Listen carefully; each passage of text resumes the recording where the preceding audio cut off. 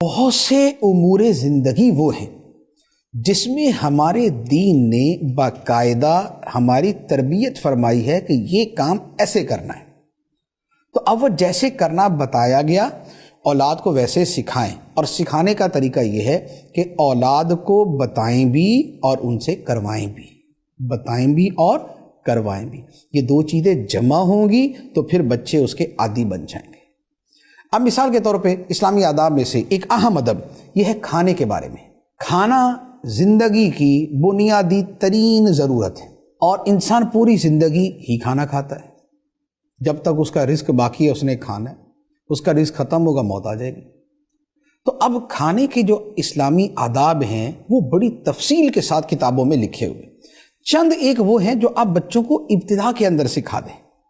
اور پھر اس کے بعد اس کے ساتھ ایڈ کرتے رہیں، ایک مزید سکھا دیا، ایک مزید سکھا دیا، ایک مزید سکھا دیا، آہستہ آہستہ آہستہ کر کے ایک ایک ادب کا اسے عادی بناتے جائیں۔ اب کھانے کے اندر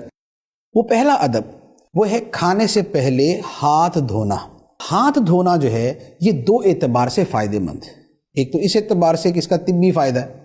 یہ صحت کے لیے اچھی چیز ہے۔ دوسرا اس کا حدیث مبارک میں فائدہ بیان کیا، سنن ابن ماجہ میں ہے، نبی پاک صلی اللہ تعالیٰ علیہ وسلم نے فرمایا جو شخص یہ پسند کرے کہ اللہ تعالیٰ ان کے گھر میں خیر زیادہ کر دے، جو یہ پسند کرے اللہ تعالیٰ اس کے گھر میں خیر زیادہ کر دے، فرمایا جب کھانا حاضر کیا جائے تو بھی وضو کرے اور جب اٹھایا جائے تو بھی وضو کرے۔ وضو سے مراد نماز والا نہیں، وضو سے مراد ہے کہ ہاتھ دھو لینا، کلی کر لینا۔ کھانے کا وضو اسے کہتے ہیں کہ دونوں ہاتھ دھو لیے جائیں اور اچھی طرح کلی کر لی جائے، اور یہ جو منہ کا اگلا حصہ ہوتا ہے اس کو دھو لیا جائے، تو یہ ہے کھانے کا وضو۔ تو فرمایا کہ جو شخص یہ چاہتا ہے کہ اللہ تعالیٰ ان کے گھر میں خیر زیادہ کر دے، بھلائی زیادہ کر دے، اسے چاہیے کہ جب کھانا رکھا جائے تو بھی کھانے کا وضو کرے، اور جب کھانے سے فارغ ہو تو بھی کھانے کا وضو کرے۔ تو اب آپ دیکھیں کہ یہ وہ ادب ہے جسے ہر شخص پسند کرے گا،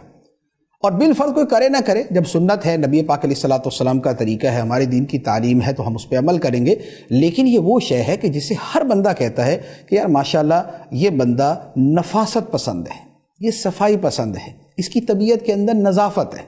اس کی طبیعت کے اندر پاکیزگی ہے، ستھرائی ہے۔ تو اب آپ بچوں کو اس کا عادی بنائیں کہ کھانے سے پہلے اور کھانے کے بعد،